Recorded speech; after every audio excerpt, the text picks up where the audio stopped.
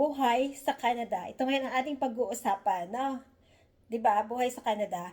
Dito ako, ang buhay ko dito sa Canada, actually ako masaya ako. Ewan ko sa iba, pero dito ako nasa Canada ng 30 years na. So kaya marami akong experience din kung tungkol dito sa buhay sa Canada kasi 1994 nandito na ako. So kaya para sa akin, ang buhay dito, nung dumating ako dito sa Canada, is a blessing for me. Kaya, hindi ko lang alam sa iba kasi kuminsan, marami rin akong naririnig na hindi sila masaya dito. So, depende siguro sa mga, ano yon sa mga tao. Pero ako, my experience dito, buhay sa Canada, pumunta ako dito, dalaga pa ako.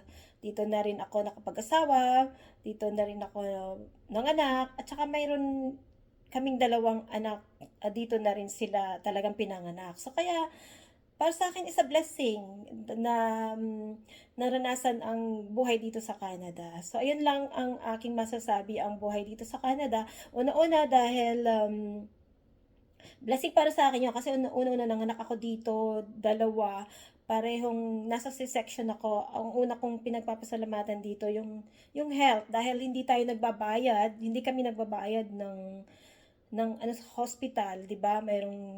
Pag may health card ka. Ayun. Kaya ang masasabi ko lang sa mga bagong ano pa lang dito, punta pa lang, sipagan lang kasi ako din naman nung dumating dito, alam mo 21 years old lang ako pero talagang pumunta dito nagtrabaho. So kaya sipag lang at wag kayong manghina na yung iba sabi nila uuwi na lang dahil wala namang puro trabaho lang dito. Ay di ba ganun naman, pumunta tayo para magtrabaho, mag-ipon kayo. Tapos ang gusto ko pa sasabihin pala, yung tungkol sa mga family na nagsa-start pa lang dahil kami nararanasan namin yun na sa mga bata, 'di ba, may natatanggap kayo sa government, kaya ipunin niyo rin at saka pag wala namang tuition dito yung mga ano, 'di ba, yung mga school sa elementary hanggang high school, sa college lang. So ayun, um, kasi sa akin, sa aming experience ay talagang inano namin yun, yung sinave namin para sa education. So kaya, at saka yung, okay, kukwento ko na lang next time.